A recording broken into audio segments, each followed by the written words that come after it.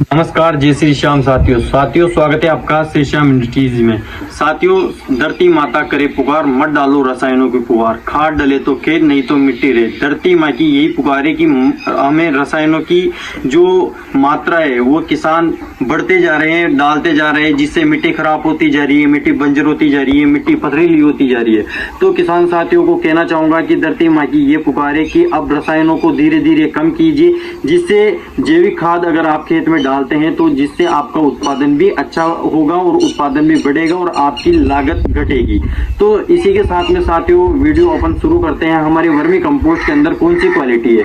साथियों, vermi compost के अंदर मौजूद 16 प्रकार के पोषक तत्व पाए जाते हैं, जिसमें मुख्यतः nitrogen, phosphorus, potassium, calcium, zinc, copper, molybdenum ETC प्रकार के पोषक तत्व पाए जाते हैं, जो कि हमारी फसल को उच्चतम क्वालिटी में प्रोवाइड होते हैं और फसल को वृद्धि देते हैं। इसी के साथ में जो गोबर की खाद होती है उसकी तुलना में एक्टिनोमाइसिटीज की 8 गुना पोषक तत्वों की मात्रा वर्मी कंपोस्ट के अंदर मौजूद होती है। साथ ही साथियों, अगर बात की जाए मिट्टी में अगर वर्मी कंपोस्ट का आप इस्तेमाल करते हैं तो इसकी क्वालिटी किस प्रकार से देखी जा सकती है। मिट्टी में जब हम वर्मी कंपोस्ट का इस्तेमाल करते हैं तो इसके अंदर जो खरपतवार उगने की समस्या होती है, गोबर की खाद डालते हैं और वर्मी कंपोस्ट डालते हैं तो खरपतवार मुक्त खेती आप उसे कह सकते हैं।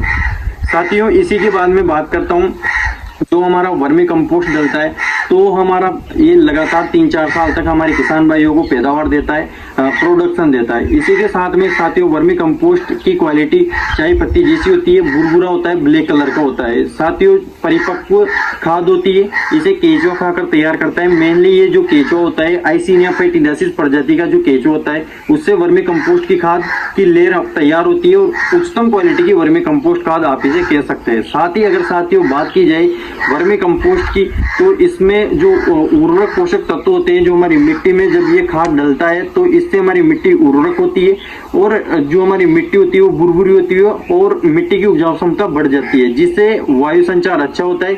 इसी के साथ में वाटर लॉगिंग कैपेसिटी बढ़ जाती है। जो मिट्टी मृत हो चुकी है वो जीवित होती है और मिट्टी में जो पोषक तत्व होते हैं वो इस प्रकार से कार्य करते हैं। लगातार 3-4 साल तक हमारे वर्मी कंपोस्ट का इस्तेमाल करने से किसान को प्रोडक्शन भी बढ़ता है, इसी के साथ में किसान को पैदावार अच्छी देखने को मिलती है।